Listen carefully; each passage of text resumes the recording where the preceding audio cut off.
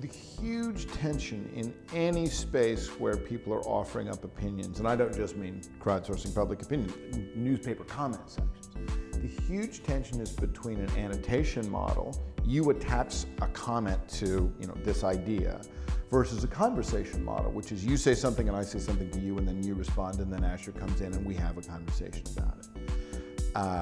We are relatively good at the annotative end of the scale, the technologies that provide for annotation. The simplest annotation being the familiar thumbs up and thumbs down, the stuff that organizes Reddit and Slashdot comments. What we're not really good at is having people converse with one another in a way that leads those conversations to be useful. And this is in part because people are just coarser versions of themselves online, and so people can get rude, they can get obstreperous, they can get furious.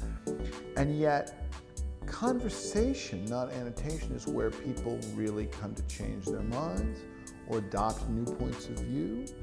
And much of the value of crowdsourcing versus polling, if you want to put that on a spectrum, is really from having citizens who are from different backgrounds and working with different assumptions at least come to understand one another's point of view, even if they don't cross over, all the way over to agreeing with it. So I think we have pretty good technology at the annotative end of the scale, but we do not have nearly enough technology for civic conversation.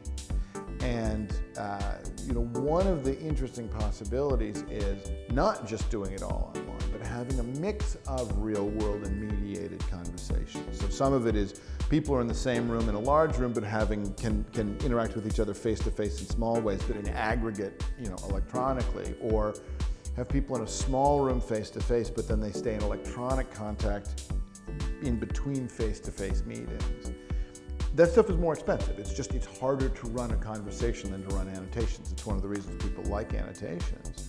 But it is certainly closer to the core of what people imagine when they imagine an engaged democratic polity, which is not just people aggregating their preferences in some kind of checkbox vote. It's people really grappling with the fact that the trade-off between bike lanes and bus lanes and car lanes hits different people differently, and that there's no way to just take a point of view that's going to work for everybody.